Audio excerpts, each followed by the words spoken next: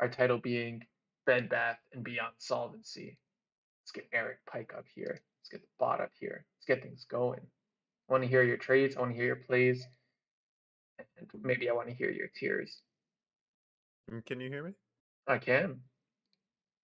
So I'm looking to sell some cash secured puts on the footwear company.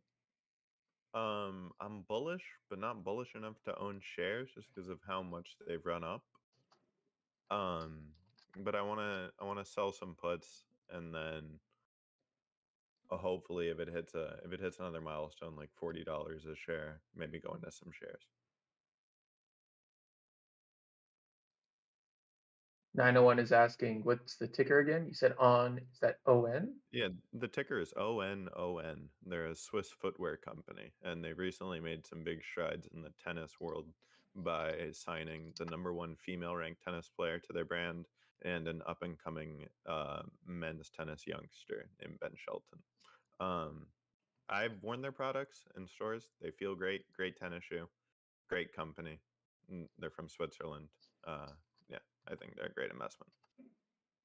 Do you happen to know if they're working with experimental materials for footwear? I wouldn't possess that knowledge.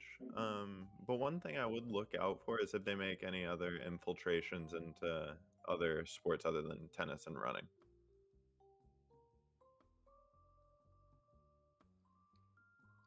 I know it's a movie, but have you seen Air, the story of Michael Jordan and Nike? Yeah, it's inspiring. Yeah. So it's for those who aren't aware, it's a full like the background of how Nike became the number one shoe manufacturer and beat out Converse by quote unquote changing the game.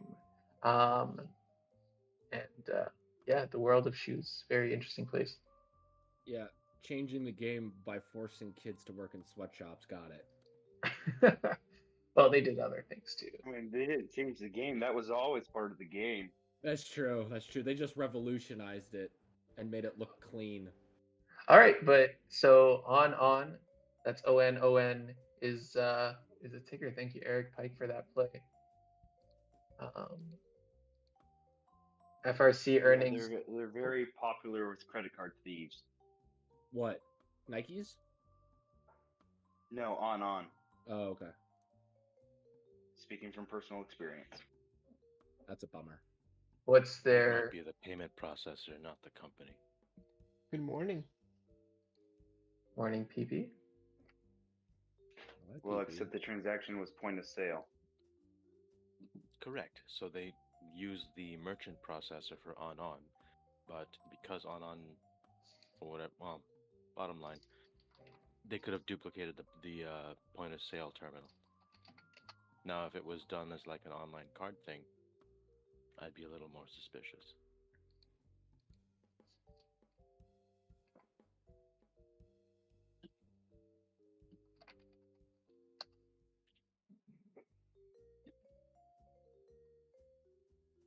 All right, what else we got? We got FRC after hours today. It's pretty exciting. All of I you. think Yep. 40% of SPY is reporting this week. So in anticipation of that, I'm expecting a much higher implied volatility across the board. In terms of the plays that I've been focusing on, let's see, Apple puts are back on the table potentially. We'll see if the similar spike downs from Gamma Max repeat themselves over the next 4 or 5 days.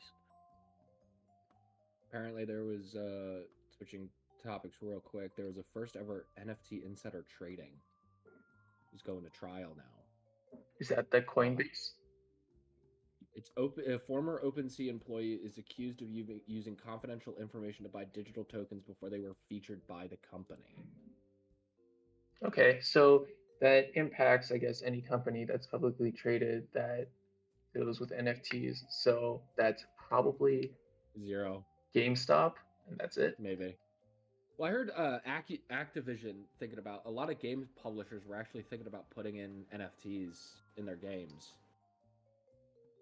But Yeah, I but that haven't doesn't heard that much doesn't work from out it. though. Just just for the details on the insider trading, basically he had information on what collections were going to be featured on the front page, and he took a position in the collection before it was featured, and then obviously once it was featured, it drew interest and sent the price up. Pump and dump, Jordan Belfort. Well, I'm But glad. I don't see that having much effect on any currently traded stocks. Yeah.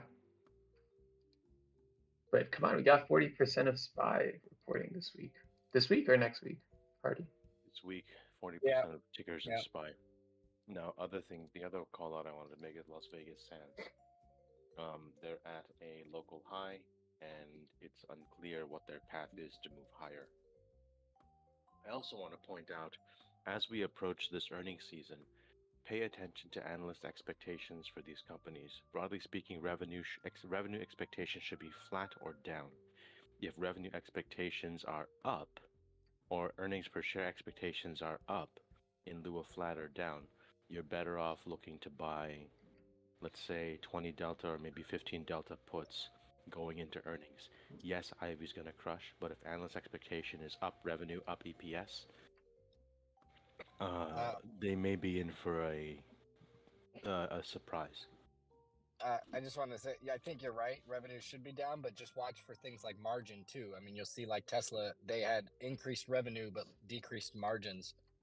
So we might see some sacrifice there to So keep revenue. Tesla's trouble was that the growth is slowing down because of increasing competition. Yeah, right. And they conceded margins though to maintain revenue growth, price cuts and all that, inflation. That's just what I saw.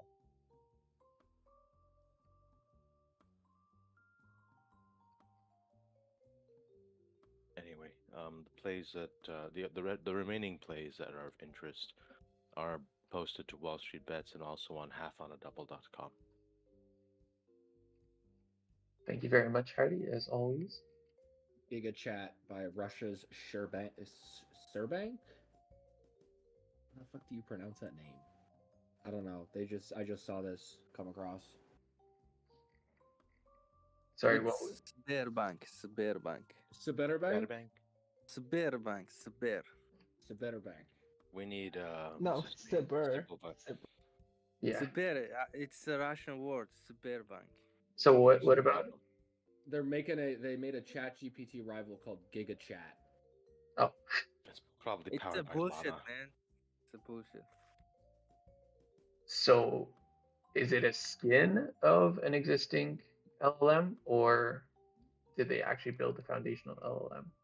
Because the latter is a multi-billion-dollar, you can raise your valuation by many billions of dollars.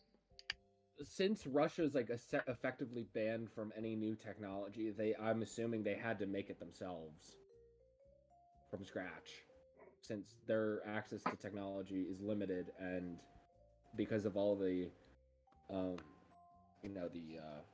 whatchamacallit on it's fuck's sake, sanctions. Thank you. Yeah, sanctions. God. That they couldn't, get any new technologies. So essentially, they've had to invest in their own technologies and stuff like that. So. Okay, looks like their stock didn't really react. Having trouble loading the graph. Where Sberbank? Yeah. If I remember right, Sberbank, the stock has been frozen on the stock exchange for years. Yes, since the that's war right. started. Yeah. That explains why it's not loading. So yeah, I don't know. Does that mean anything for other banks, I guess, or anything that we can trade? Unless the sanctions against Russia are dropped, it's not going to really mean anything. But once those are dropped, it's definitely going to be a big deal, because this is a bank that's deliberately putting money into AI in order to, and instead of a technology company putting money into it, it's a bank, and most of the banks in Russia are state-backed banks. And so once Russia's war or whatever is over, and once they get sanctions dropped, this is going to be a huge rival. Once they're going to be able to spread this to countries such as China and stuff like that don't have those sanctions against Russia. Okay, cool. So how's this informing your trading decisions? Well, for me, AI is just one of those things where it's like Meta pouring billions of dollars into the metaverse and it flopping.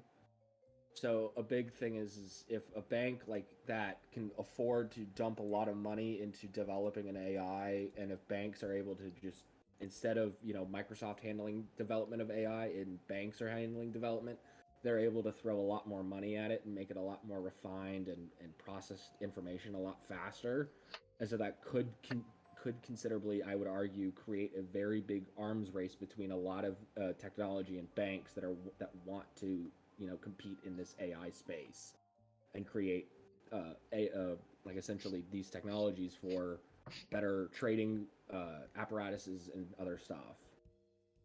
So, what exactly do you think they would be improving? I would say analytics is a big thing because that's what AI is being used for in most banks these days. Is a lot of them AI is being used as more of an analytics play for them for their use. All right, excellent. So, of all the bank stocks, do you think there's any that you would make a trade on based off this information? Well, based off of this information right now, if Russia's main big bank is going to make a thing, I would say J.P. Morgan would probably look into that as well. Morgan Stanley, I believe, has been working with Apple for their credit card payment system, so it'd probably spread to investment banking, and then go from the technology companies to investment banking. But if I were to guess, J.P. Morgan would be the first ones up if they wanted to be able to develop their own AI system from scratch and still be able to pump the money into it, unlike Facebook with Meta and the metaverse. Because based off of earnings, they are able to definitely pour a lot of money into technology research if they wanted to. Well, on the topic of banks competing with technology companies and vice versa, I think you kind of touched on it. Goldman Sachs, they lost billions of dollars rolling out the Apple Card years ago, and then I think last week or the week before, they're now handling Apple's 4.15%, buy now pay later. Yeah. Is it a buy now pay later? I think it's basically a bank account. And with Apple, I believe what they wanted to do is here. Let me go find it first before I talk about it. Yeah. Well, basically, my point is that it seems that any company that seems to do business with Apple always comes out on top. And absolutely. Yeah. They are just absolute killers. So I think the Apple Card, yeah. Yeah, I think I'm gonna adopt this almost as a general rule, but I am bearish on any company that does business with Apple because the other company will lose. Right. What was the name of that sapphire furnace that glass Oh, furnace that tried to work with Apple? GTAT. Yeah. I'll put the ticker in the comments, but if you go back and read through the forums for GTAT, it was crazy sad. GT Advanced Technologies. Yeah. Yes. Are you bearish on Foxconn? So here's the thing about Foxconn. Apple squeezes Foxconn so hard that their margins are basically non-existent. Yeah. Man, so they're exploiting the people who are exploiting the workers. Dang. Yeah, who would have thought? You don't get to be the biggest company in the world without that. Yeah. Without a is Apple still developing a car? Oh, I have no doubt they're working on car technologies. There are a couple job postings about that already.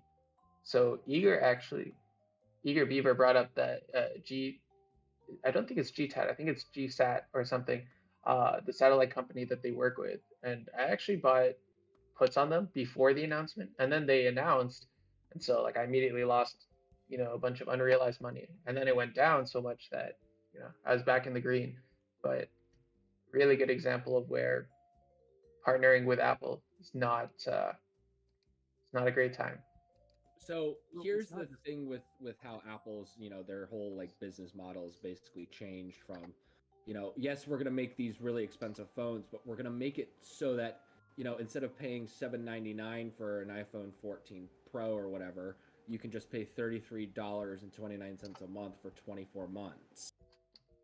They want it to make it look affordable to people who may not be able to actually afford it. Yeah, but that's it- troublesome because who holds the debt? Is it Apple or are they reselling it to someone else? I wouldn't know because they're usually it's one of the retailers or it's someone like a firm. Because Apple themselves is That's trying a to lot become a of bank debt. with their partnership with Goldman Sachs and Marcus. Yeah, and that would be a lot of Seeing debt that if Apple was holding it Tuesday on Fly themselves. isn't still around. We could have asked him. So beyond Goldman Sachs, because Goldman Sachs is a little bit too big, that even a partnership with Apple isn't necessarily the be all and end all for them. Are there any other companies that are publicly traded that are maybe going to partner with Apple? Well, the Wall Street Journal ran an article that says when Apple comes calling, it's quote the kiss of death. Yeah, You actually, know, I posted that in the MASI. Did we talk about that one? Go for it. It's one of the companies that has been working with Apple. So they obviously they started hiring people from that company, including engineers, and essentially, what they realized they could do is just essentially undercut them and then gut their firm, and then essentially by forcing everybody who worked at this corporation, and this corporation is what is it? It's like a $10 billion company. It's a medical device company that Apple took and essentially just said, all right, we're going to hire everyone who developed certain technologies that we're going to put in the watch. We're going to call it our own technologies. And by the way, you have no more employees left. Yeah. And So a lot of these companies really want to partner with Apple because Apple is like freaking huge. But like they don't realize how dangerous it actually is to partner with this company. So And like the big I just want to say one thing towards what you're saying though. It's Apple now, but it's not just Apple. right. A couple years ago, this was Walmart, and then even more recently, it was Amazon. And what these big, large companies do is, especially when they go into business with small to medium-sized firms, is that they just basically drive them out of business with their pricing models. So it's Right. like they force you to produce way below the price that you can afford, and they kill you. So I mean, it's just it's not just any company going in with Apple. It's going to be the smaller to mid-sized companies who are trying to partner with them. right. So bringing this back to place, I mean, MASI, the MASI, the company you mentioned, and whose story is really detailed in that article, is big enough to weather the storm. They're a $10 billion company. They've spent 100 million or 55 million on like legal stuff. And I think a court has actually found like one of their claims is good to go, that Apple did infringe on their rights. So uh, depending on when that comes to a head, I think the article said like within a month or two, that could be a potential play for anyone who thinks that more scrutiny on Apple is coming. But I'm curious to see if you guys have heard, and you don't have to answer today. Maybe you see them in the future. Feel free to bring them up. Is if you see a company small, ideally like single product, partnering with Apple, bring it up. Might be that is publicly traded. Might be a good opportunity to go short. That being said, I think we spent a lot of time on Apple and tech, so we can rotate into something else if people have plays or ideas.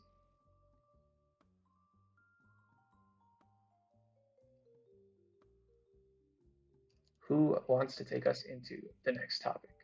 And, I mean, it could be banking, like all the comments are talking about, but talk about banking like nonstop. But I won't hold it against you.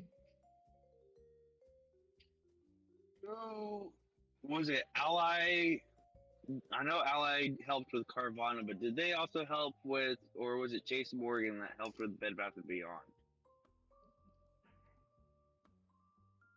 How do you mean? What? Like who? I feel like there was one of them was a major financier for Bed Bath Beyond towards the end. Hudson Bay Company?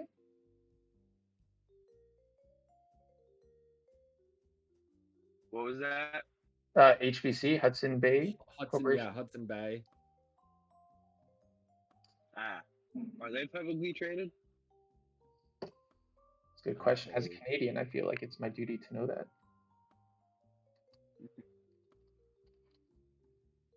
Because they might be a good one to get some puts on. I don't think they're publicly traded. Rats. Oh yeah, it's like they got acquired during just before the pandemic, actually.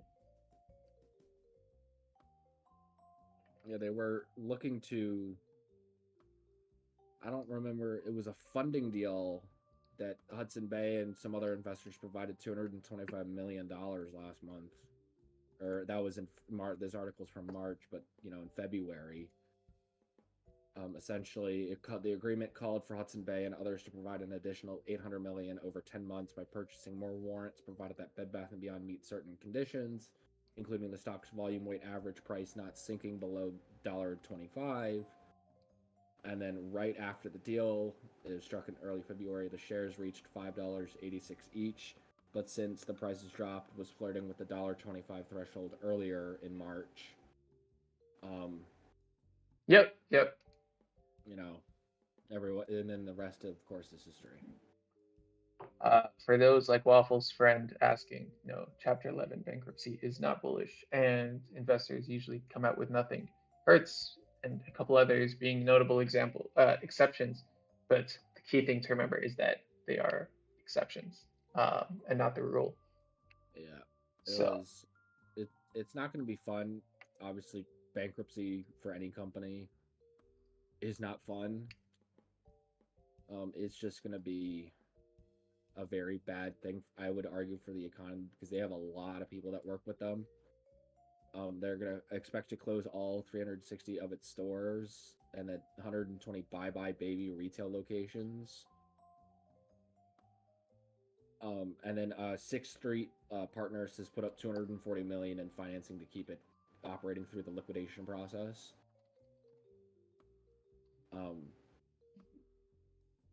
Which kind of sucks, because Bed Bath & Beyond was a pretty good company, but clearly management was terrible. Terrible decisions were obviously made. Yeah. Leapin, you're dropping a lot of Leapin, you're dropping a lot of really good knowledge in the comments with all this lithium and commodity stuff. Come up. Yeah. Yes, guys, how's it going? Morning. Is my mic okay and everything? Yeah, it's good. So I bought some Bed Bath & Beyond bonds a couple of months ago. My basis for them is really low. I think it's like $2,000 of bonds, and I think I paid less than $30 for them. And I thought, if they make one payment, then I've made money. But they mature January 2024. So that was the real play. But I don't know, I guess bondholders get paid out before any equity holders. So do you think I'll get anything out of them? That depends on the ability for current leadership to negotiate with the current debt holders to either accept an equity position in exchange for the outstanding debt. But that's probably not going to happen, I would argue. I don't know. I'm not a bondholder. That company was a losing horse. It had and according to this article, it has had its first only profitable quarter. It didn't have an unprofitable year as a public company until 2019, when it first reported its first annual sales decline. And then, of course, activist investors forced the co-founders essentially off the board, and then after that, it just kind of went down with COVID and everything else. So Just a quick question. Does anyone know why Ryan Cohen's takeover bid of Bye Bye Baby didn't go through?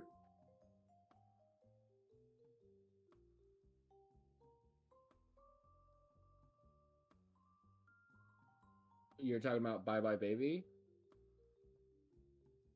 Yeah, wasn't Ryan Cohen supposed to acquire Bye Bye Baby? I mean, that's what all the hype was on WallStreetBets. That's why I got into Bed Bath and Beyond. And then he kind of just walked off in the last minute, and it didn't go through. Yeah, no. It's not gonna. Nope. So does this mean that they don't even have the option at this point of trying to sell off that brand? Or is that all going to be left up to the courts now? Well, they're looking for, if they're a bidder that emerges for the business in bankruptcy, it would see Bed Bath and Beyond said it would pivot away from its liquidation plans to pursue a sale.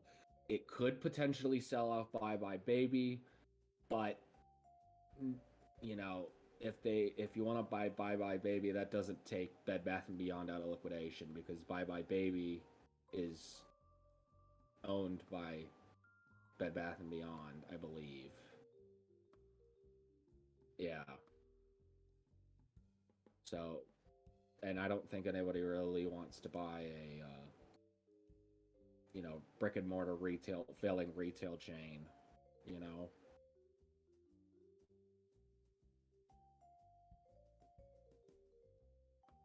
Yeah, it acquired Bye Bye Baby, started by the sons of Mr. Feinstein. It also bought Christmas Tree Shops, the Harmon drugstore chain, and One Kings Lane, an online seller of home decor.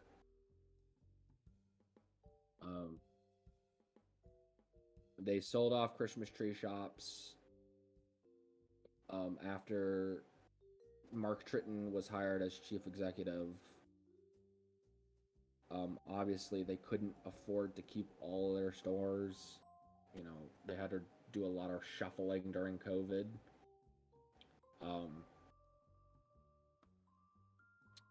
And they still held on to Bye Bye Baby. I don't know why they didn't sell it. Yeah, Ryan. Meanwhile, yeah, Chewy wanted to. Yeah, Ryan Cohen, the billionaire founder of pet retailer Chewy, took a big stake in the company and agitated for changes, including the sale of Bye Bye Baby. But essentially, once Bed Bath & Beyond fell behind on payments to suppliers, obviously shares plunged after Cohen dumped his entire stake, and they didn't want it anymore. So that's up for sale if you want to go try and buy it.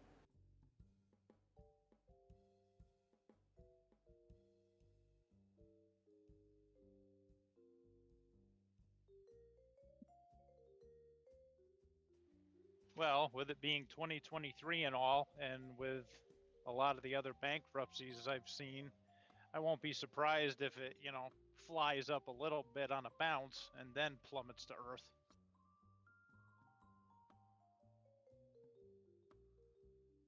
Telling people if anyone to get one more rate hike right this year. Hopefully, no more rate hikes. And when rates go down, hopefully the stock market can start to recover.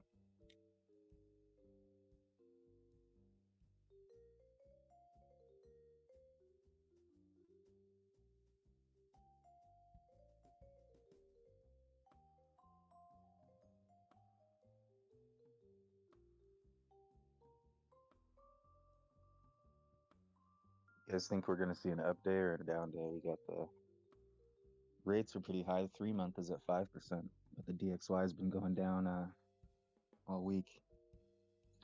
I don't know. Bed Bath Beyond is going bankrupt. Of course, it's going to be the greenest day we've seen all year. Yeah, I don't know why people are talking about a stock that's worth like, what, 30 cents? What are we doing here, people? It's over. Unless someone buys it, then it's not over. Because a bunch of the sub threw money into it because it had a plus 20% day at some point and they all saw the future. That's why we're talking about it. Yes, you're all going to be geniuses. Meanwhile, if you actually shop at Bed Bath & Beyond, they just sent out a thing saying that their coupons will no longer be accepted starting next month. So, bullish. You can't even take money off. You got to pay full price. It's good, right? Stop trolling. That's kind of wild. You know, it's like Cole's Cash, you know?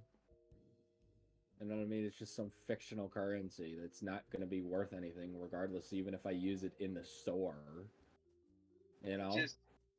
I was talking to my mom about joking about going to Bed Bath Beyond and asking if they would take shares as payment, and then when they said no, I was like, of course, you need something that's actually worth money. And now it's really not worth anything. Probably worth less than the coupons. I bet you could go in there and spend a lot of money in Bed Bath & Beyond if you went this week. I can't wait to get a full pot and pan set for $20 once they start their massive sales. I mean, they've already started their massive sales. That's been going on ever before they've... I mean, that's going to just pick up speed now that they're going through bankruptcy, because they're going to need to start... if they can't find a buyer, they're going to close all the stores, find a buyer for those stores, and then pay creditors and, you know, hash it out between the lawyers.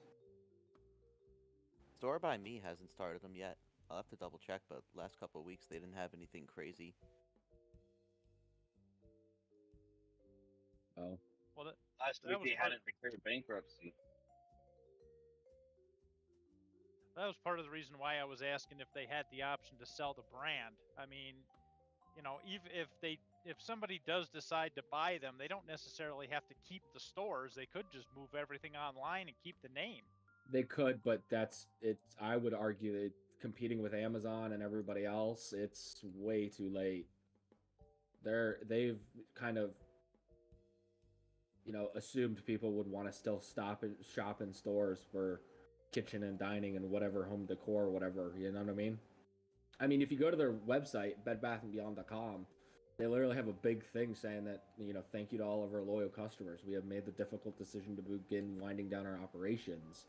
Bed Bath & Beyond and Bye Bye Baby stores will remain open to serve you for as long as, you know, as we can have them open. You know? I mean, they got same-day delivery and stuff like that, but, you know, they got exactly what Amazon has, you know, or 24-hour delivery. It doesn't matter. They've entered the market space way too late. I think part of the trouble with Bed Bath & Beyond specifically was the most recent CEO's push for store brands. Yeah. So they ended up with like a decade's worth of inventory. Yeah. Like, I'm looking at dinner sets right now. Like $135 16 piece is now $101. And they're saying it's a sale, and I'm like, ugh. Extra kill me that.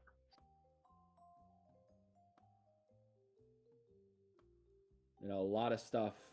Most of the stuff's still not on sale, but like a lot of stuff is starting to go on sale on their website. I never actually bought anything from those stores. Did they actually have decent products? They have perfectly fine stuff if you're looking for like okay thing. If you're like starting off a house, yeah, you want to like get kitchen pots and pans, but not spend a ton Or of if money on you're the best stuff. If you're stocking an Airbnb.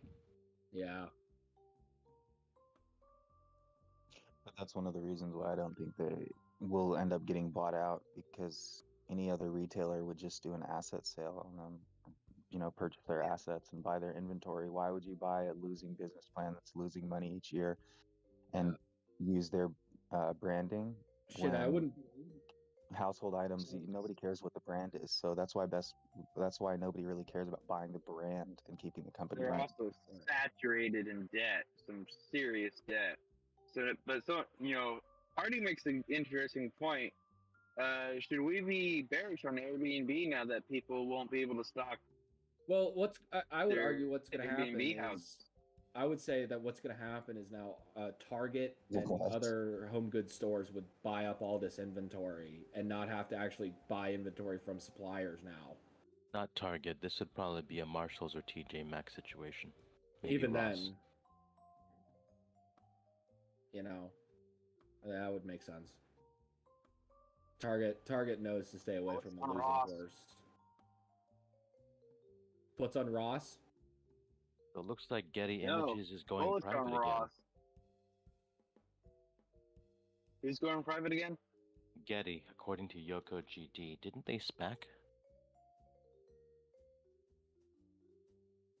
Wasn't Getty a SPAC?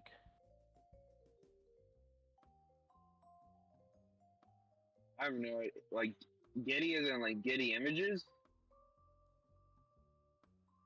Yeah. Ah, that's interesting. Let's see. Deals. See what they got on sale. Ticker Getty, so Golf Echo Tango Yankee. Going for $10 a share, it looks like. Currently, that's $8 in pre-market.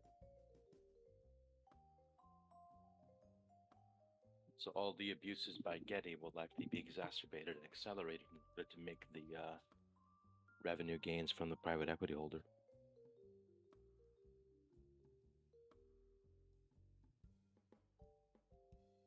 Wow.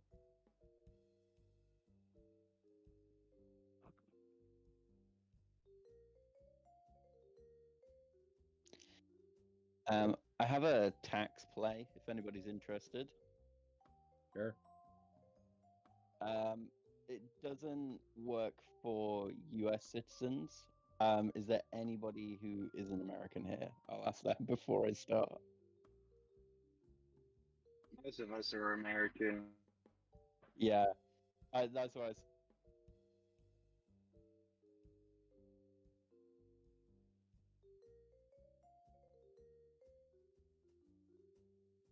So anyway, I got a new job recently, and basically what it does is, rich people, they don't pay their taxes like the rest of us.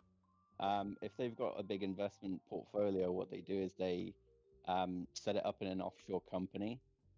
So the company holds the portfolio, and then you own the company. So basically, the idea is you don't have to pay yearly taxes on it. You only pay taxes on what you take out. Tons of jurisdictions do it. My one, the one that I work at, is in the Isle of Man, but there's tons of places like Marshall Islands, Bahamas, British Virgin Islands, places like that. So yeah, if you guys don't want to have to pay your taxes every year, if you want to just get taxed on what you take out, then it's a good tax play. But yeah, FATCA screws it for Americans, sadly. What? What is FATCA. it? FATCA? FATCA. FATCA. FATCA. Let's see what that is. Basically, other jurisdictions have to report taxable income to the US on US citizens. So it means you just can't get around it in the same way. Oh. That's really interesting. Yeah. It's what all the rich people do. Like, I would say we probably have about, I don't know, maybe 600 or 700 companies under management, and most of them either just own an investment portfolio or like real estate property. So they don't have to pay capital gains on their on the appreciation. Also, if you're buying and selling commercial real estate as well, you don't get taxed in the same way if somebody else purchases the company that owns the property you want to buy. You don't have to pay the taxes for whatever, in the UK where I'm from, it's stamp duties. But you don't have to pay the taxes on buying the property if you buy the company that owns the property instead.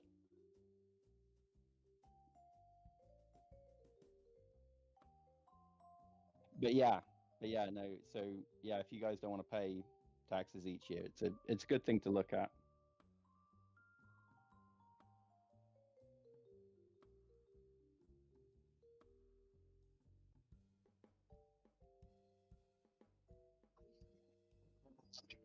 taxes if I actually make money in the stock market, so I'm safe. Yeah, I probably should have led that with you do actually have to make money for it to be worthwhile. If you just lose money all the time, then yeah, then you're missing out on tax write-offs. So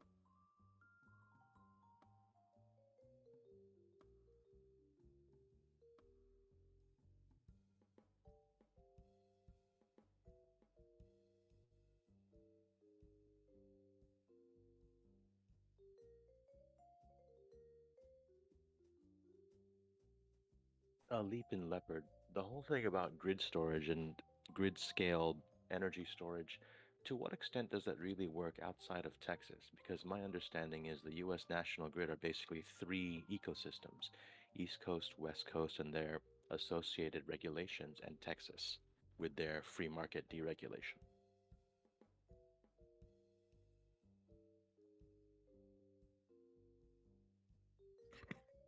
Hey, Hardy. Yeah, most of those grid sales are outside of Texas. Okay, so same thing. To what extent, how do I put this? What's the size of the spread between the wholesale peak and the wholesale trough?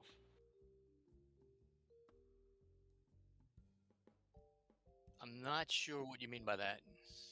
So, in Australia, for example, commercial electricity goes up as high as I think 300 Australian dollars per kilowatt hour during a blackout. That is to say, a factory that's producing sensitive semiconductor components is willing to spend $300 a kilowatt hour when the prevailing rate is, let's say, 20 cents, just for the guarantee of electricity in a blackout. And that's the kind of situation where a mega pack, a mega, whatever the Tesla's calling their grid storage solution. That's a system where that grid storage solution will be accepted because the spread between buying the wholesale and selling at extreme retail pricing makes the most sense. Of course, this is a relatively extreme example, but I think I make my point. So, under what circumstances would that really be possible and profitable in other countries, if not the US? So, well, I think all grids have a trading scheme where they need power ramped up when they need it. But these batteries do a lot of other things, like they provide voltage regulation.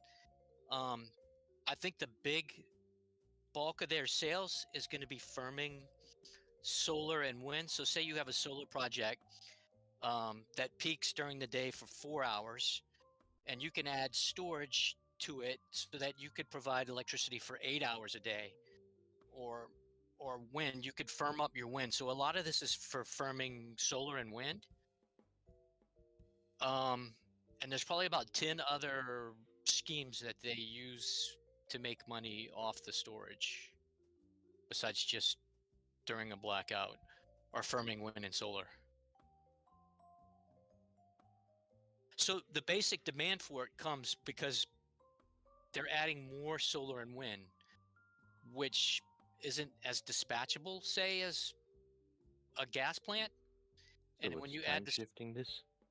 it's all of that. Yeah, time shifting. It's called firming solar and wind. Um, demand response. So, and as the solar and wind gets added to the grid, the demand for the storage goes up. As the storage gets cheaper, it makes it more viable to add more solar and wind. As the solar and wind gets cheaper, it makes it more viable to add more storage. If they both get cheaper, it's like a feedback loop. And that's what's happening.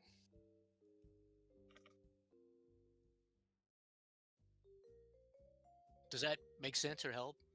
It does.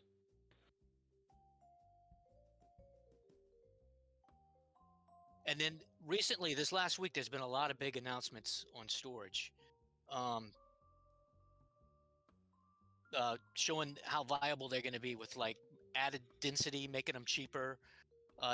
There's a So about the trunking company. cathode batteries, the ones with double the energy density, what's the manufacturing capacity of them? Is this something that can be manufactured tomorrow at scale? Let's call it 10 megawatt scale. or is this still in a relatively experimental technology that they only just developed, no. and now they're going about the No, this is process happening. of engineering? Oh, This is awesome. happening, and there's a bunch of other companies doing it, like Amprius. Do you know the chemistry by any chance of the new cattle batteries? These are Lithium iron these are. phosphate or something else? It's a lithium battery, but it's a silicon. The silicon anode is allowing it to increase this density. Because that doesn't make sense, because silicon is not a particularly porous material. It has to be some sort of alloy. It's like a silicon anode with like fibers into the battery so that it could increase the density. I've read a lot about it. I can get the link. Yeah, if you could please share the link, because back Sure. like, how long has it been now? 2007. So, a long time ago, when I was working with supercapacitors, the way you increased the density was you basically had a solid electrolyte and then a powdered anode and cathode to store the charge, and that powdering is what increased the energy density of a supercapacitor like 2,000-fold over a standard capacitor. So I'm wondering to what extent cattle is using a similar concept to increase the effective surface area. Better than a jelly roll while still maintaining like some form of stability.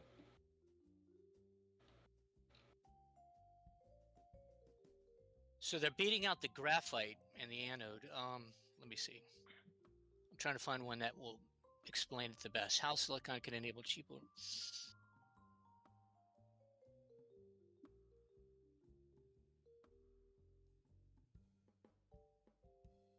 Okay, so I'm going to drop a link. That's a good place to get started, I think. All right, thank you.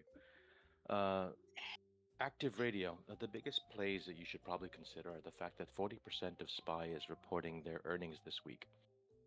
So ahead of the various earnings announcements, you need to see which companies have analyst expectation of growing revenue quarter over quarter as well as year over year. Growing revenue and EPS is pretty much a unicorn nowadays. So if a company is expected to have growing revenue and or growing EPS, there's a very high chance that they won't. And so the puts should be relatively cheap, even in spite of elevated IV and potential crush.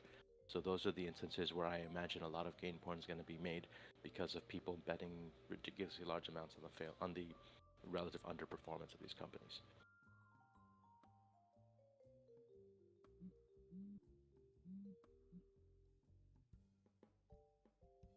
Separately, I'm bullish on Apple and Las Vegas Sands. Bearish on Apple and Las Vegas Sands.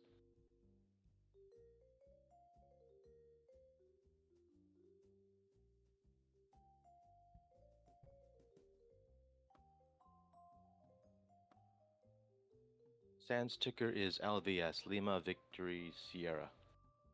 Why are you bearish on Las Vegas Sands, if you don't mind me asking, Hardy? Gamma Max.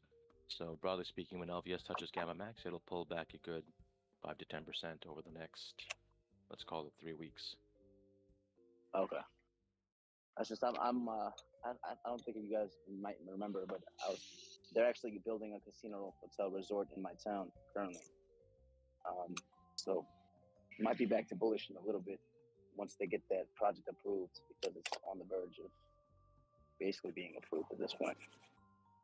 How long until the first card is dealt in that casino or slot machine pulled? Because your description suggests they're still in the planning stages, so that's at least 2 years out. No, yeah, you're right. You're correct. I just feel like the approval of the project might make the ticker go higher later in the year because they're still waiting on the approval of the town. But there's been great leaps to make it happen, including on my behalf, because I'm actually an environmental engineer. Well, I guess my biggest question is, to what extent has the town offered tax incentives, or the state? I mean, really, the casino was promising tax incentives based on the revenue that they promised to bring in from, casino and hotel resort profits.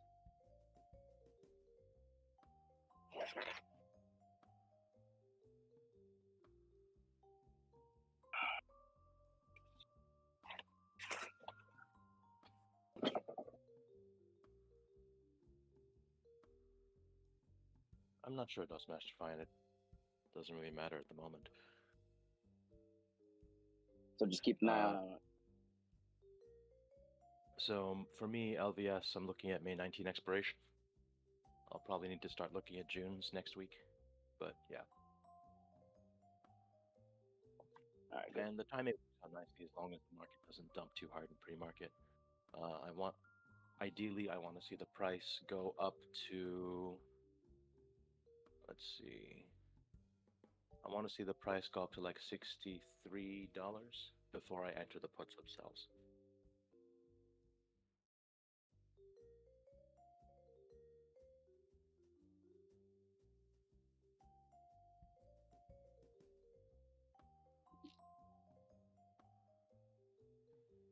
Hey Hardy, do you think it would be advisable to get in on that on the news for Getty?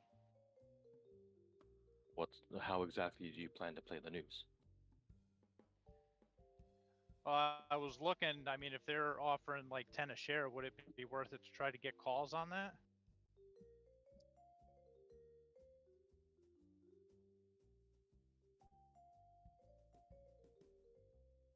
Well, that depends, because if the purchase price is $10 a share, but and the news is already known before market open, how do you intend to front run everyone else that's in the same trade?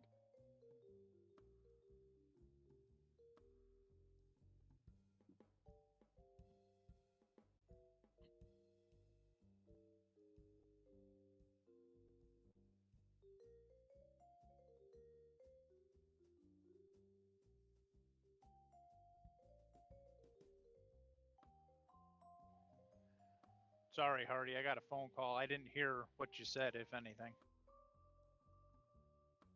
The current price pre-market is $7.97, right? So I assume, based on that pre-market price, that the purchase offer for Getty is effectively $8 a share, not 10.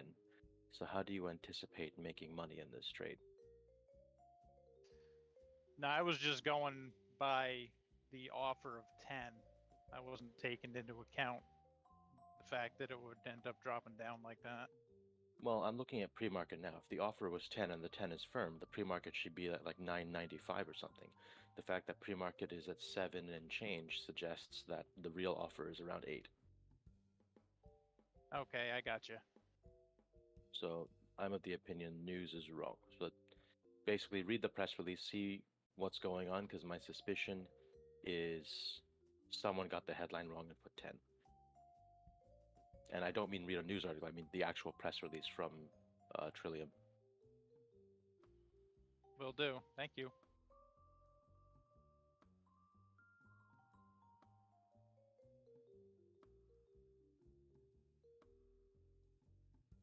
Also, I found the cattle presentation on their new cell. They don't describe the chemistry, so I'm gonna guess it's not lithium iron phosphate.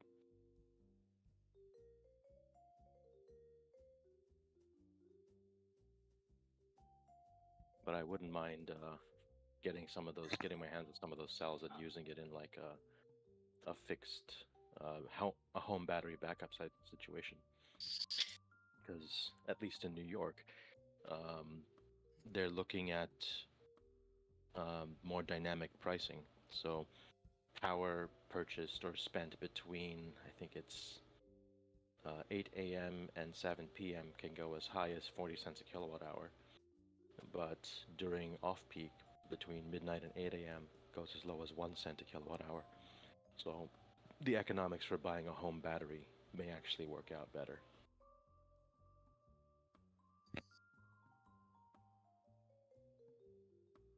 Especially with the 30% tax credit.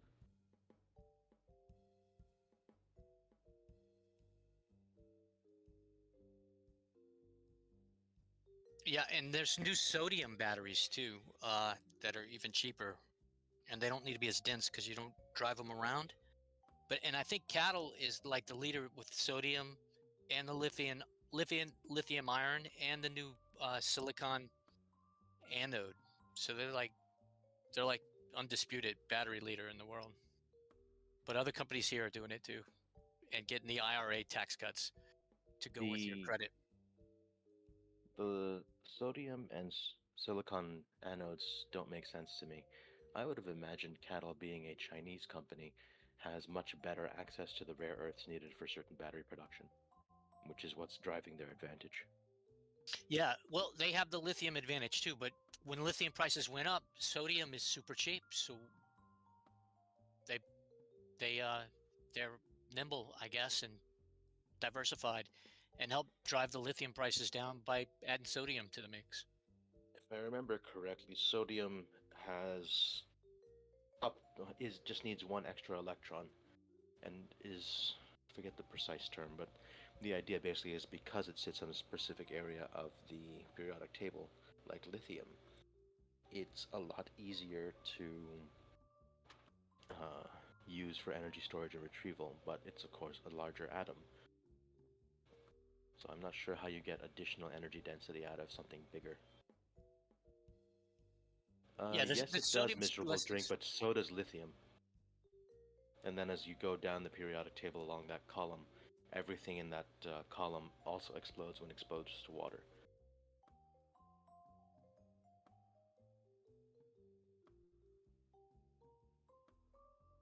Okay, thanks for researching this, Leopard. Looks like it's the silicon that's adding the energy, increasing the density, not the sodium necessarily. Yeah, that's still a lithium battery with the silicon anode. It might be interesting if they can put a silicon anode into the sodium battery too. Those batteries are new, so they'll get more energy density, but they're just so cheap. So like for grid, something on the grid where your battery's just sitting there, sodium might be a good play. Well, for that application. I would think an iron air battery would be better because they are relatively stable. Iron is relatively abundant, and so is air. Yes. Yeah, might function better. Sodium might be cheaper. I don't know. Good question. Fair.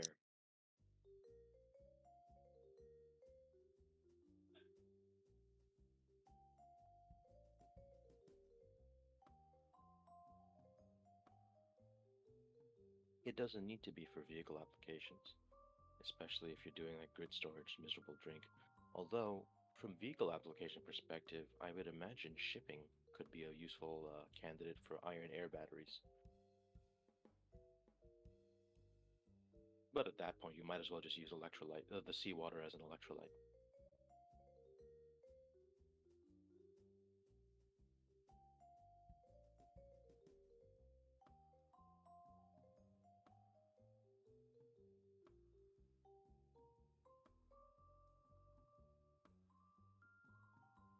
All right, 1 minute to open.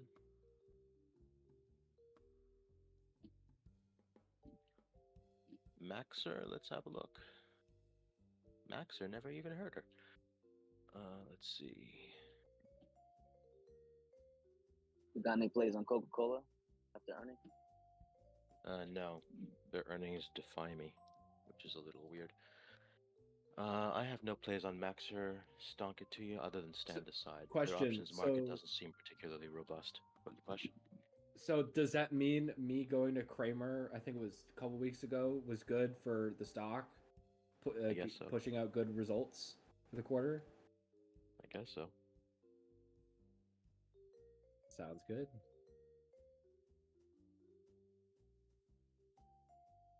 Daisy today depends on how the lithium is bound. It's very rarely pure lithium. It's usually some sort of molecule that binds lithium with something else. The part, incidentally, that causes the fire in electrical cars is the electrolyte catching fire, so the liquidy part of the battery. Newer cars don't have that problem, so what happened to Hammond may not happen again. Market open, LVS is over $63. All right, LVS. Let's see if it's worth buying those puts. Excellent. You said puts for May, right? May 19, yep. So LVS.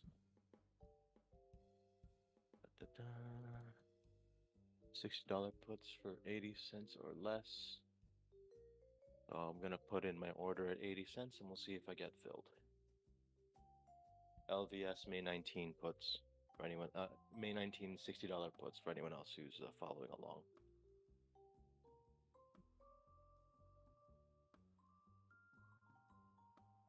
I also want to point out that new strikes were added to the May 19 options chain for LVS, so be careful about the widespreads on some of those strikes.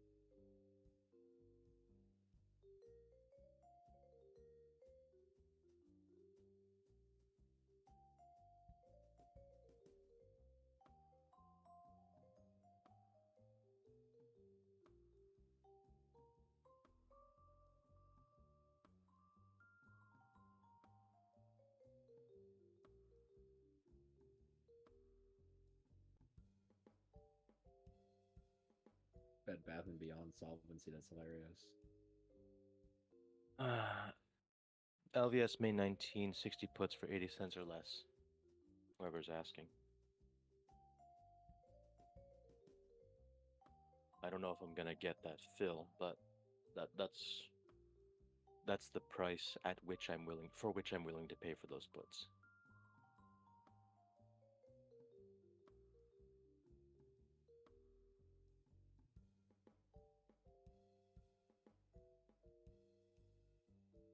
Off-grid tech depends on when you opened.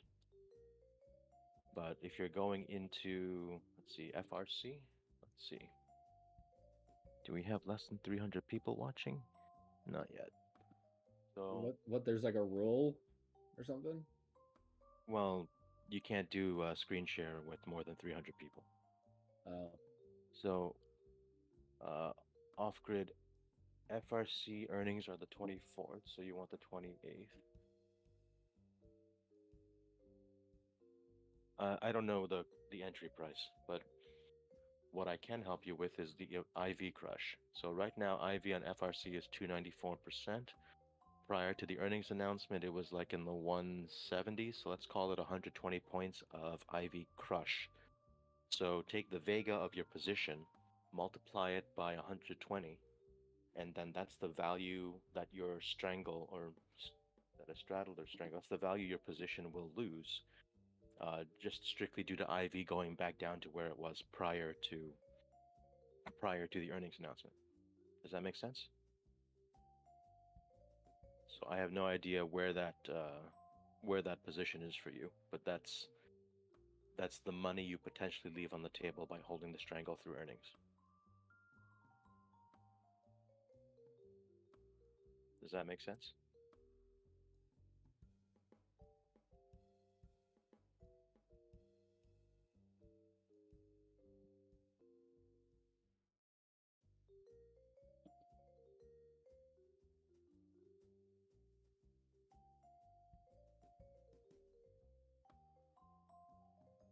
So, just to repeat for everyone else, using my screener, the current implied volatility for the April 28 FRC expiration is 298%. Prior to the earnings announcement, let's call the IV 170%. So the actual numbers are irrelevant. What's more important is the change. So let's say after earnings, the IV of FRC goes back to the pre-earnings announcement level. That means it's a roughly 120-point IV drop.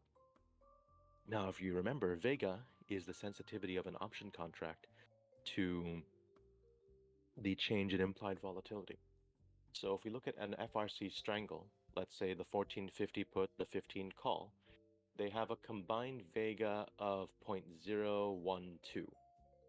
So that then implies that when IV crushes, that 0.12 multiplied by the 120 points comes out to $1.44 in value. It currently costs about $3. Let's call it $4 or three.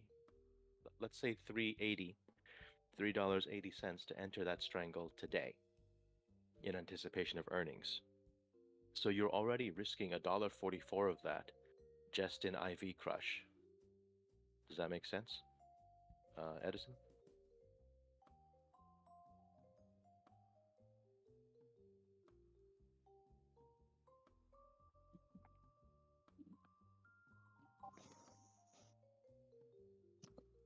Oh, that makes sense.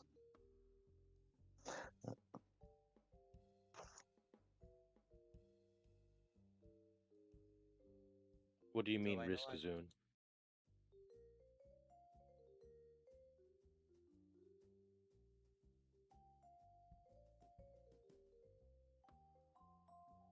All right, someone else had a question?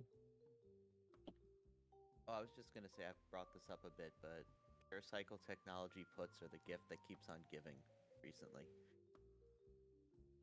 Just a heads up, everyone, my 80-cent long put on Las Vegas Sands $60 puts filled. I have another batch of capital ready to buy at 70 cents in case the price goes down, so I can average it down from there. Thanks for that. I didn't even check. Mine filled also.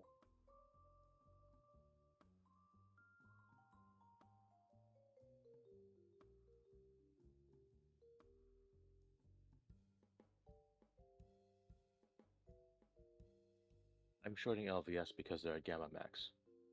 And the last couple times it crossed up to Gamma Max, the price came back down.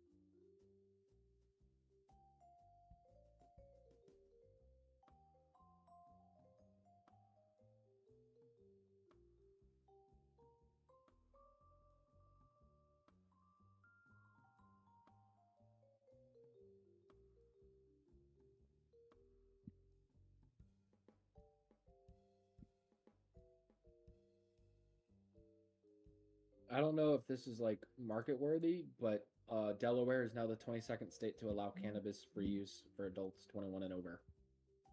Recreational? Yep.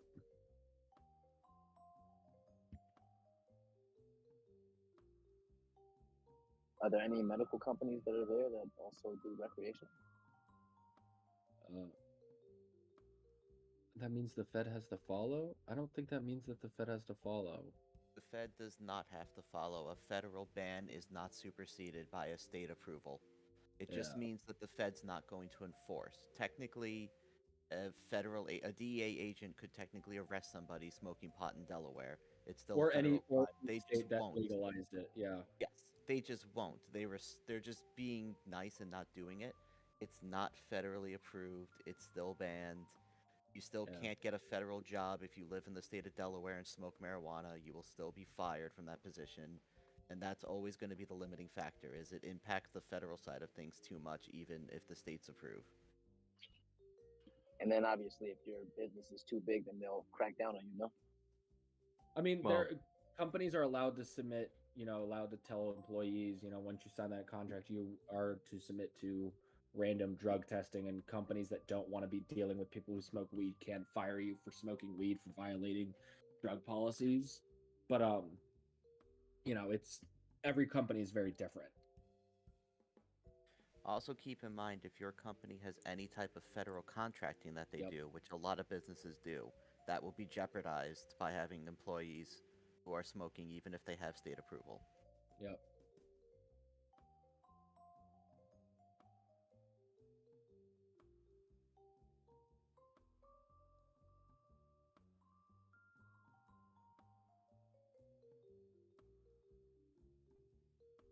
I mean, the federal government can use the states' legal, like withhold federal funding for roads and stuff like that over these states that have legalized it and tell them if you don't make it illegal again, then you're not going to get federal funding. But I doubt that's ever going to happen. At this point, what is it like? 60% or 70% of America's legalized at this point. 22 states have medical use? legalized it for recreational use. That's not half yet. No, I meant like medical and recreational. I mean, both. I mean, medical is probably like 90%. I would say it's like 75 maybe of all states. It's getting very legalized at the state level, but again, the federal level is the limiting factor. And with the Republican House, it's very unlikely to see a push for a full-on federal legalization. I get why people want it, but just understand it's probably not going to happen anytime soon. Well, and also once it's legalized on the state level, the state income tax, the state tax on buying and buying marijuana is going to go through. It's going to be like alcohol and regular cigarettes, right? They're just going to tax it the same way. So yeah, you could go smoke legal weed, but that doesn't mean you're not going to be paying less for it now that it's legal.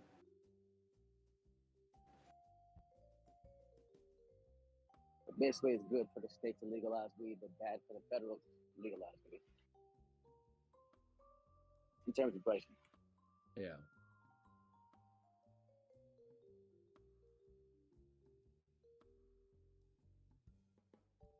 Shit, that's gonna suck. I think it's something we'll see well within our lifetime. I just think people feel it's a lot more eminent than it really is. It's going to be a very slow process on the federal level. I think we'll see it. As most things normally are a slow process on the federal level. Which is why states have gone ahead and just legalized it and have no repercussions from the federal government right now. Most of the states that have legalized it through referendums, so by popular vote instead of the state legislature doing it. And they've done that, I think, with abortion as well, in order for the politicians not to step on that kind of a political hand grenade, or bouncing better your mind, or whatever you want to call it.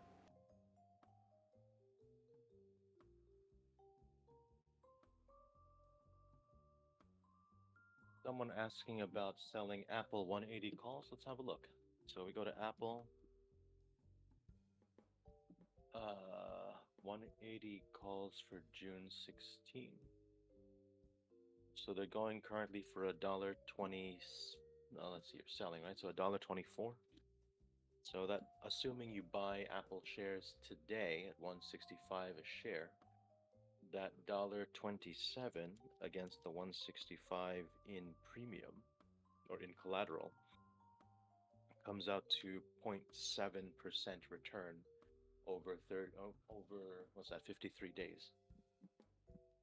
So if you're willing to accept that return in the face of the risk of Apple going past 180 a share, then go for it. Bro Perfect asking about the background music. It's called Cool Jazz Loops.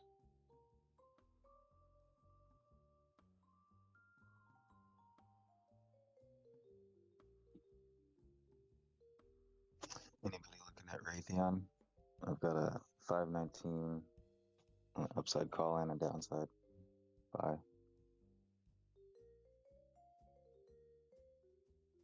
I don't know what to tell you. No gains without risks. One of them is wrong. Someone could be wrong. Someone could be right. Easiest way to check would be to go to the Edgar filings to see the number of shares outstanding. I don't think you even need to go there. Well, the problem is FinViz and Yahoo Finance disagree.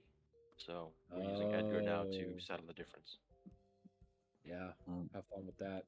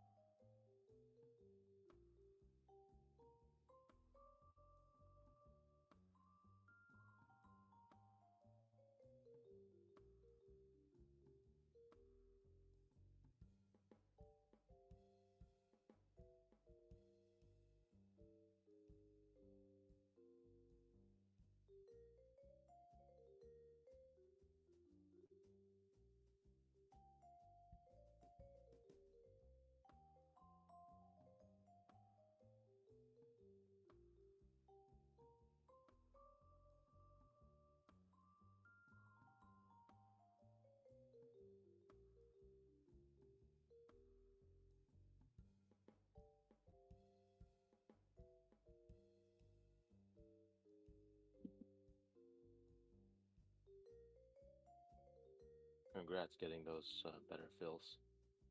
My next batch of LVS puts will be at 70 cents.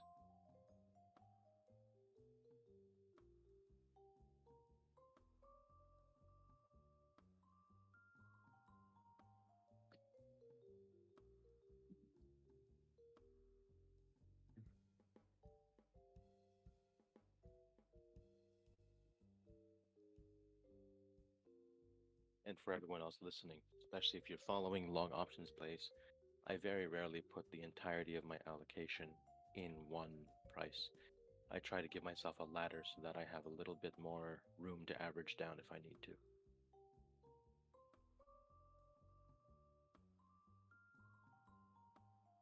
Charming style, there's a good chance it's worthless. Let's have a look. AI.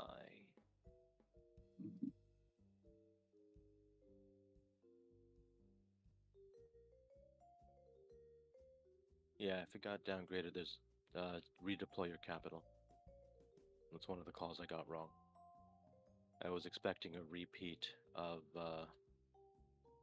March 10 and April 5, but it doesn't look like it's going to happen.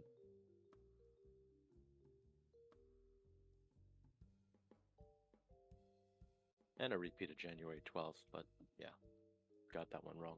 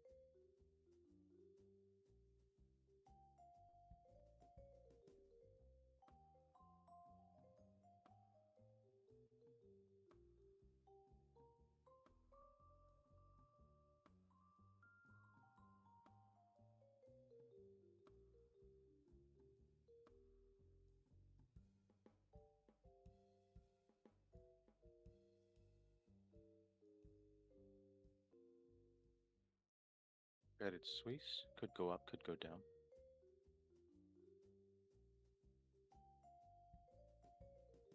I mean, do you own it? How much is a bunch? At least 100 shares?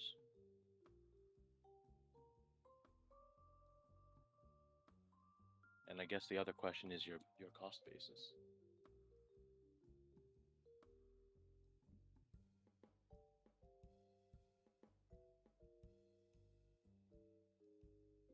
Because for reference, if you sell the April 28th expiration on Apple, let's say the 20 Delta calls,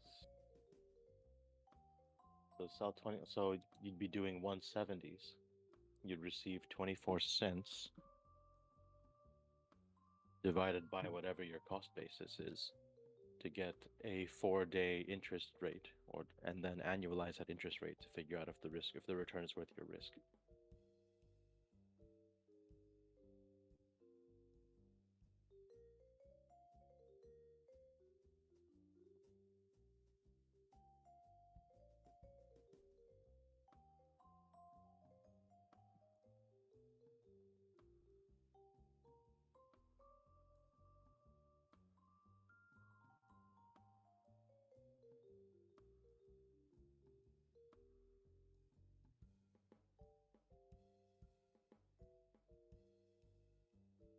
So the only way that would be worthwhile, Josh Hendo, is if you're able to buy, if you buy the 100 shares at the current price and then sell a deep in the money call that still has enough extrinsic value to make it worth your while. That way you have enough downside protection.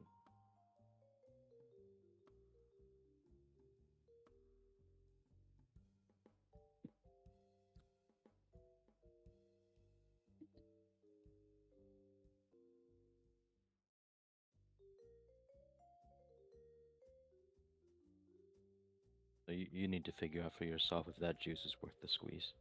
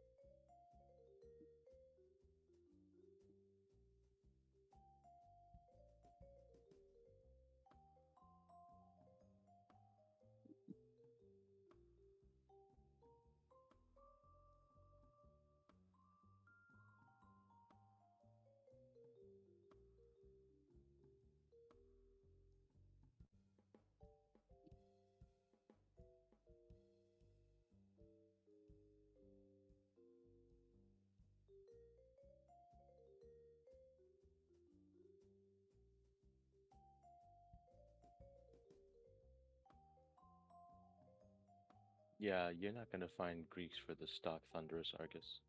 Greeks are a derivatives thing.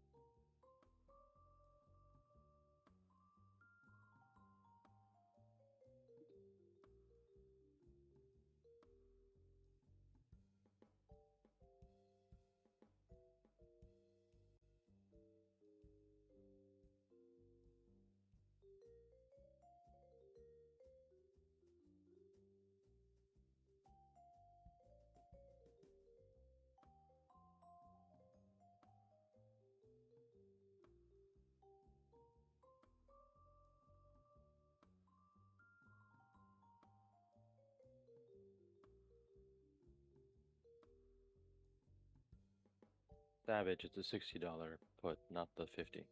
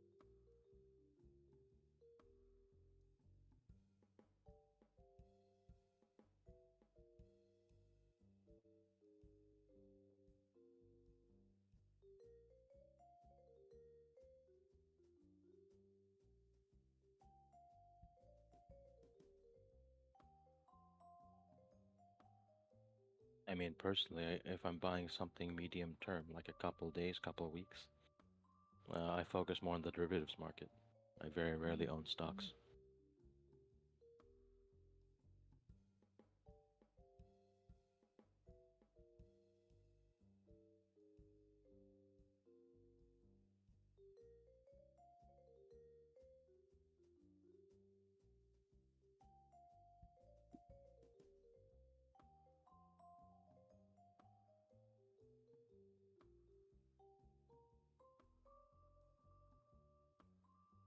Super long term, like my super long term stuff, the only reason why I hold the stock is to use as collateral for weekly option sales.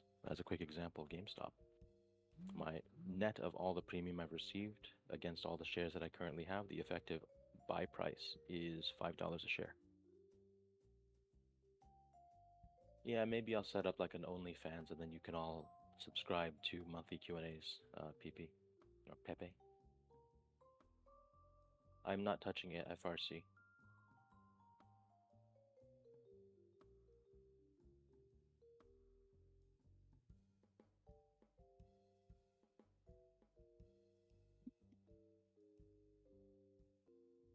Patreon's good too.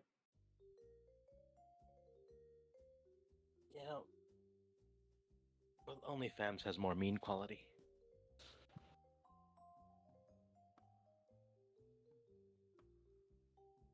This is true. I generally avoid the OTC market broadly because spreads are so fucking massive.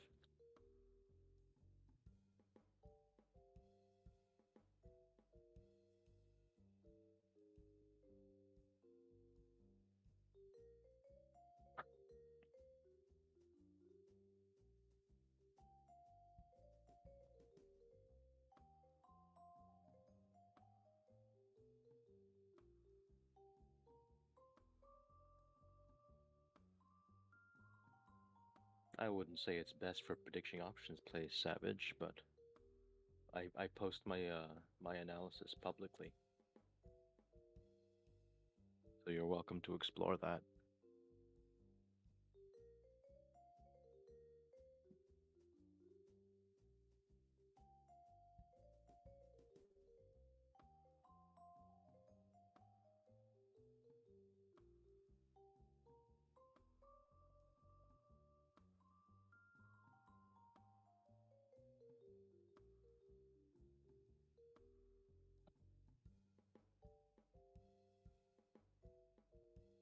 Yeah, it's funny you say that, Xenophobia. I have air quality sensors in my home, and the particulate matter in the air has been increasing steadily, I think because of all the pollen and tree sex that's going on right now. That said, I'm not entirely sure air purity is a worthwhile play. Yeah, but it's the problem with Claritin specifically is it's so seasonal. I feel like that depends on who you ask, but you're right in terms of like who is buying it at certain times, right? Yeah, because of spring season. Right, but my point is that there's no like dramatically different strain of pollen that'll exacerbate allergies. That's the kind of situation that would cause, let's say, fringe allergy sufferers to buy Claritin in bulk. I don't know if COVID strains are affected by Claritin.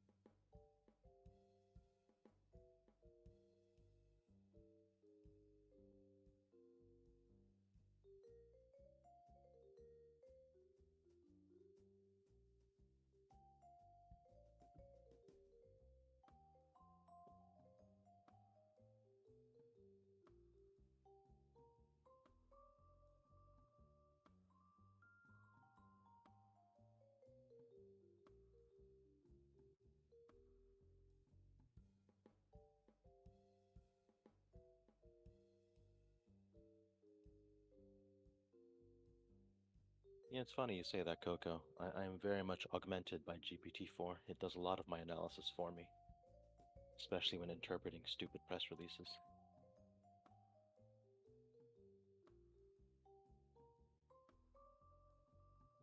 It's no different from all of you using your phones and computers to trade.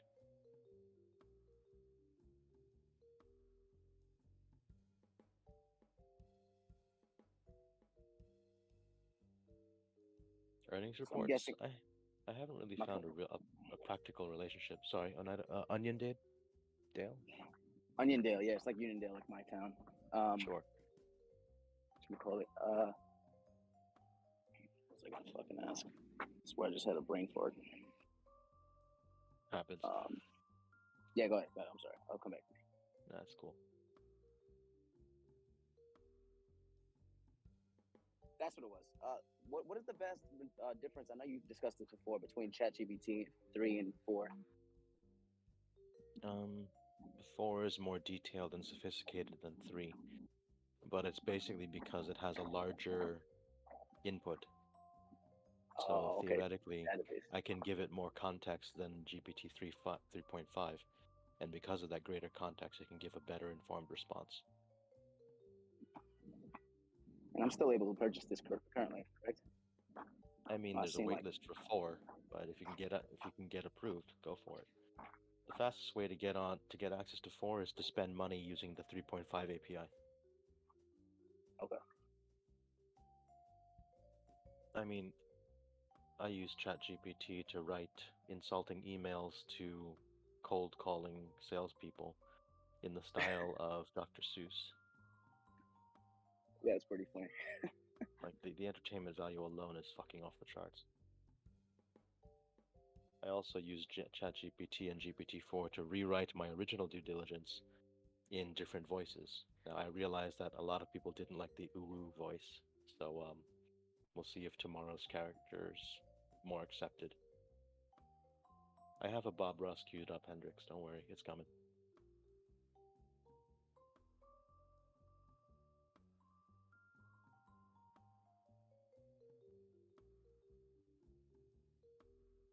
I don't know if the generative AI did his picture any justice, so we'll find out soon. Also, congrats to anyone who got in the LVS play. Looks like we're in the green for now. Yeah, Snapchat's AI is not exactly sophisticated. I happen to know one of their former VPs of engineering, and I'm pretty sure they took shortcuts.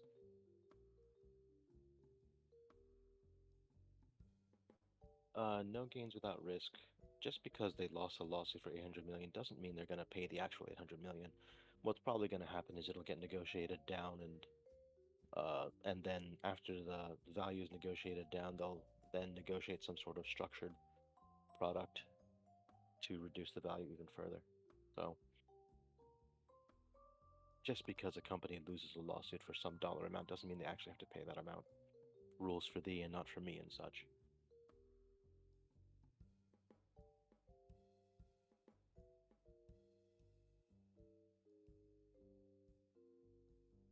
The lawyers, easy.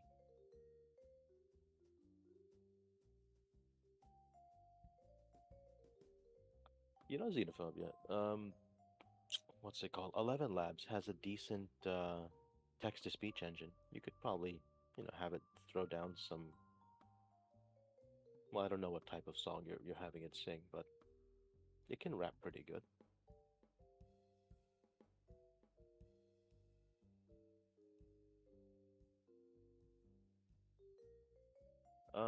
Chiming style, I have no idea. Part of the trouble is that delta neutral in LVS is very spiky in recent history, and hasn't really crossed delta neutral since October last year. So I focus more on distance from gamma max instead of distance to delta neutral. And I hesitate to use delta neutral and gamma max as targets because, well, the farther away either level is from the current price, the more inaccurate it is.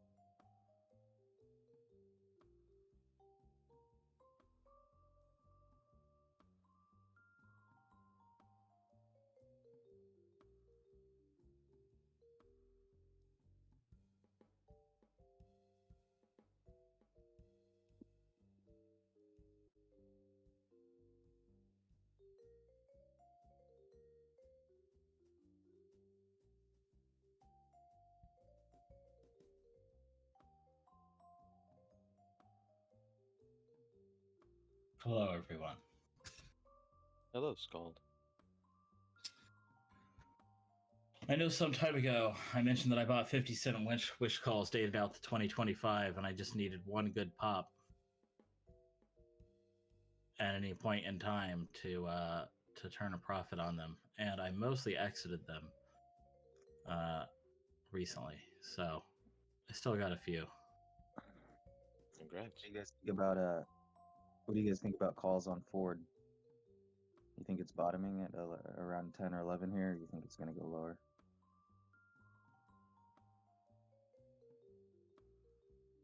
I think it'll go a little bit lower on the dividend, and then maybe pop back up with earnings. Mm-hmm.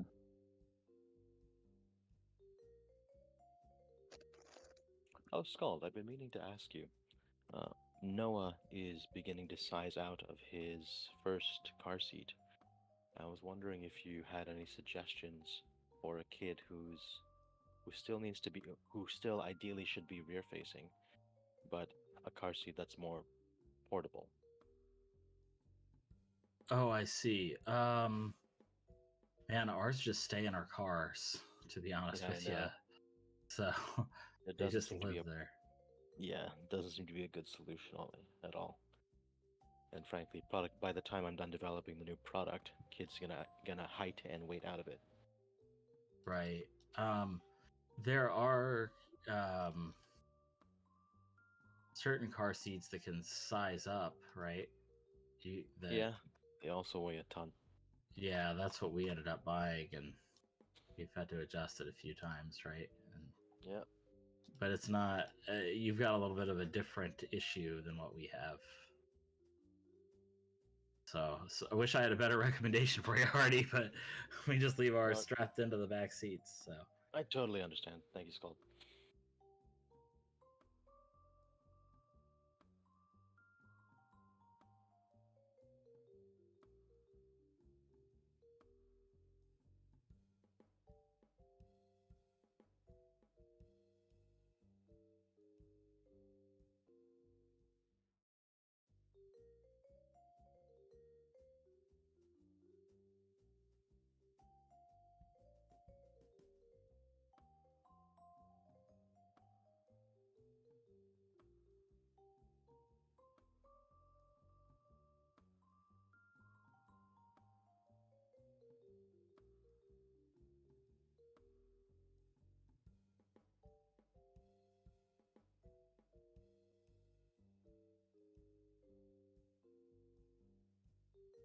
yeah, those 3-in-1s that Helpful just linked in the chat.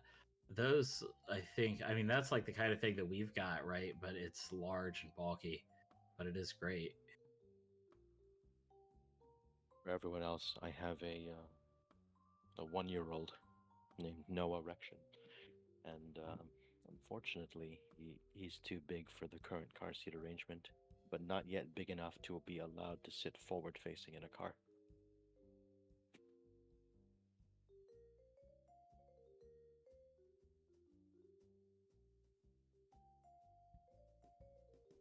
Oh, congratulations, Alexander.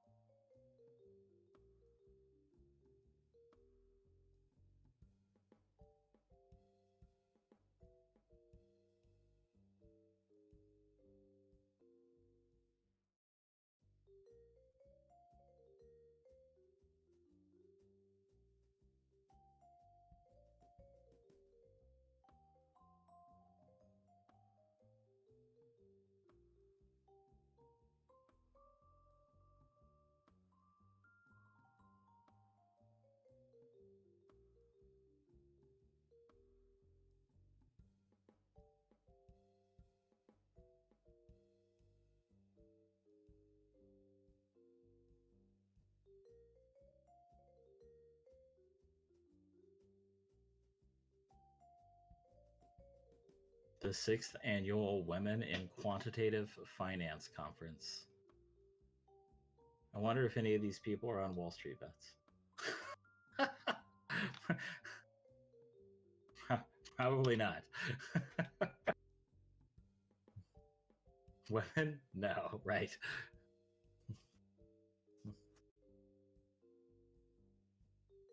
Quants also probably no, right? Yeah. That was my thought too. I was like, I don't know which is less likely, women or quants. Anyway. That being said, we do have our resident quant, Hardy. There can only be one, though.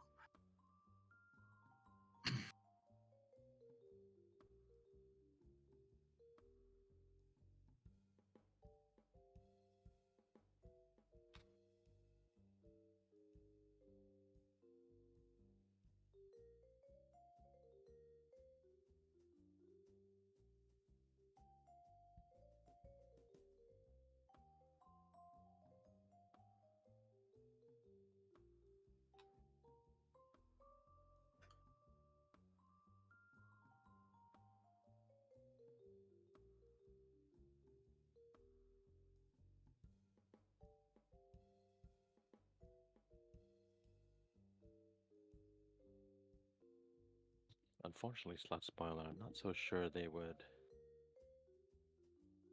be up that alley. I haven't known any quants to be kinky.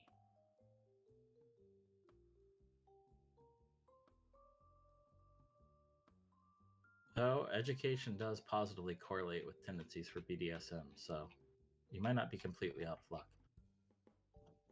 He'll have to go undercover as a beta male. Right. Yeah, you might be on the wrong side of the equation. Wait, top or bottom? Right. I think that's in the air.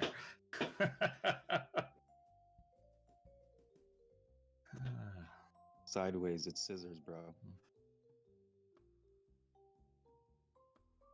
It's closer to 95%, Tiger. Roger that.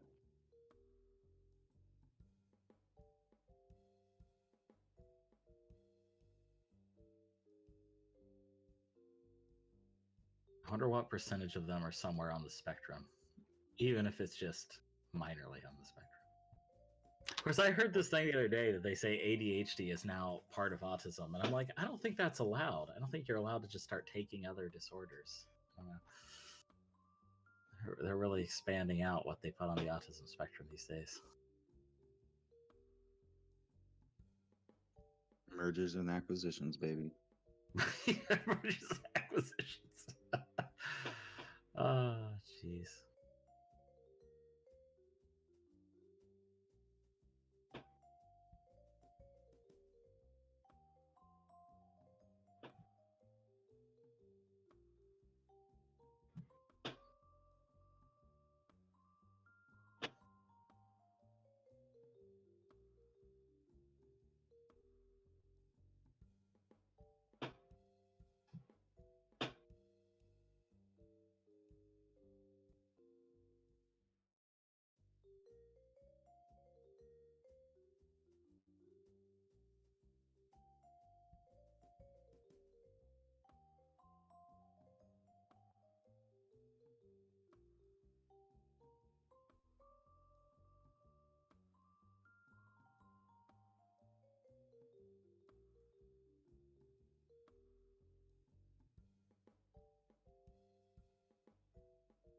True.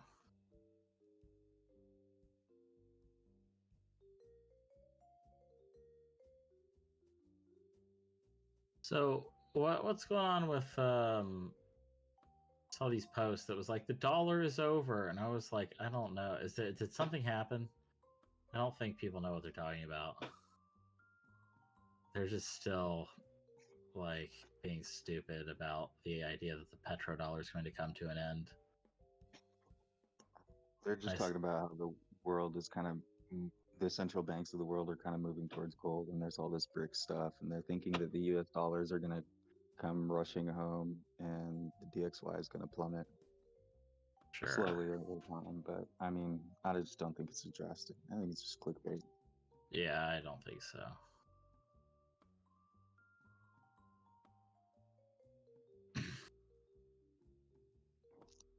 For all the federal shit the Federal Reserve takes, they've been pretty good at keeping the dollar kind of between that 90 and 105, or I guess more recently 110 range. But it tends to stay in between there, so it's going to take a lot for it to go down to 80, 70. Yeah, these countries that are advocating switching to the gold standard understand what that's going to do to the credit market. And I mean, you can still have credit in a gold standard. I'm not saying it, obviously it exists, but the free availability of credit in a non-fiat system is, well,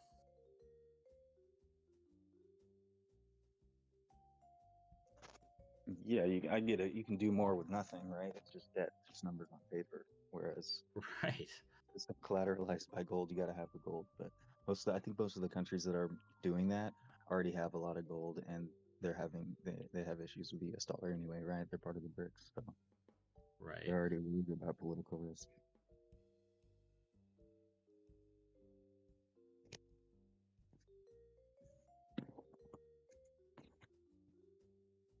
I just think that because the Eurodollar system is larger than M2 money supply in the US, that the DXY is not going to fall that much because there's so many Western countries outside of the US that use the US dollar.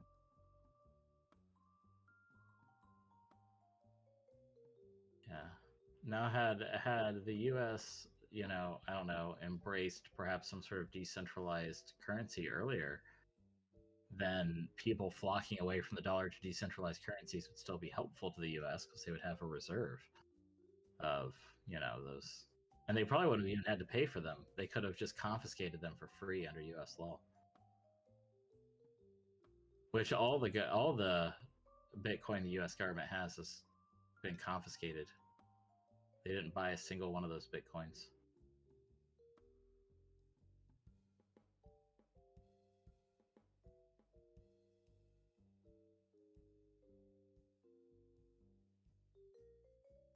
The run up on FRC is kind of crazy.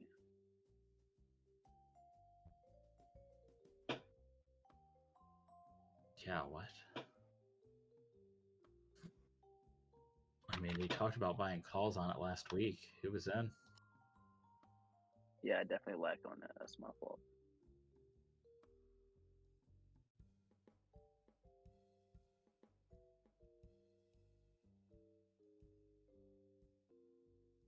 Question is, you want to hold or do you want to sell into this? I mean, shit. Shit, I'd probably sell half if I had any. Yeah, at least sell half. Yeah. And Alexander here said he's long FRC calls and Pac West. I knew a few people were in them. Nidus, FRC calls printing. Yeah, I mean, we talked about this, right? Last week pretty extensively.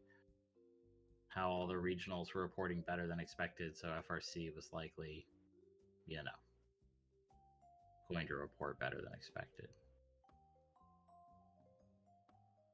Holding shares as well. Nice. You can sell some of the calls and keep exposure with the shares if you want to de-risk a little bit. Not saying you should do that. I'm just saying. Possibility. I wanted to get into this play. You think I should just wait for it until it drops and then go for a longer call on FRC? I mean, I think FRC's it's happening right now. So I would probably fuck me. If I wasn't in the play and I was looking at it now, I would be very cautious about getting in on it. Just say that. I bought shares when you guys told me to, so at least I'm in there a little bit. Nice.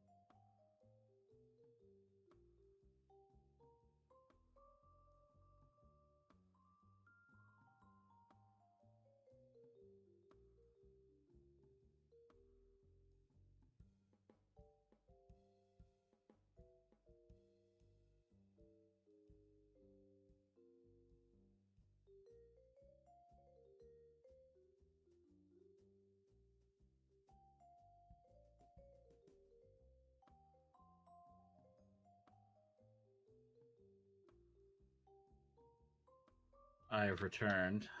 Hello? Yes. Hello.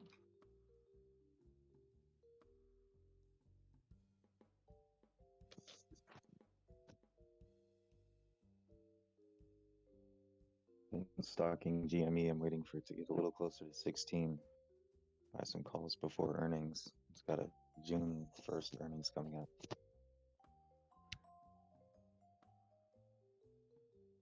What ticker was that? GME, GameStop. All right, my fault.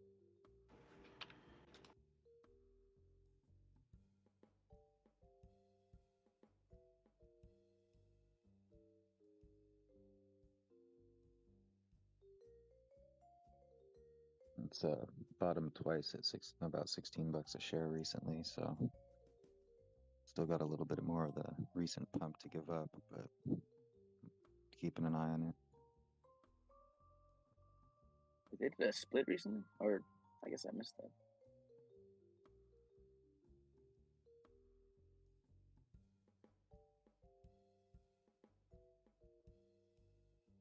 I don't know if they split, but they beat earnings by 220%. So it was expected negative. It was a positive earnings surprise. So we'll see what happens next time. Oh, okay. So wait, when was that earnings sent out? That was March 21st. It was estimate was negative 0.133, and earnings were positive 0.29. Damn, that would have been a good birthday present if I would have played that. Yeah, it went from 16 a share up to about 26, 27, 26.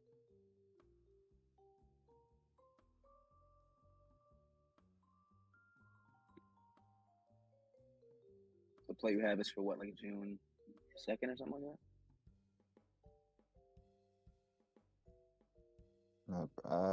Maybe, but I'd probably go a week or two after, at least 2 weeks after, because sometimes the pump doesn't happen right on earnings. So Gotcha. So June 16th, June 21st around there. yeah. 19, $20 call.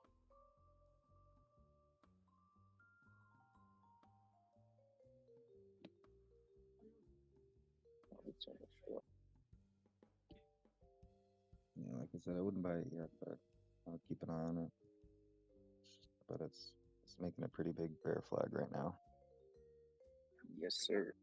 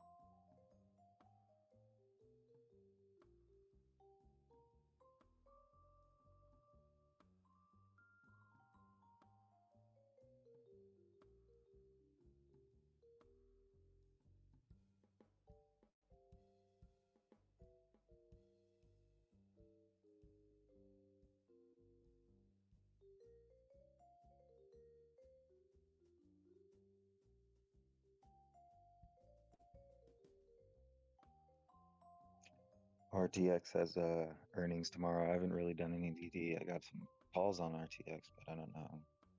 They're dated way longer out, so they won't print that hard if it runs, but we'll see. Anybody know anything about RTX?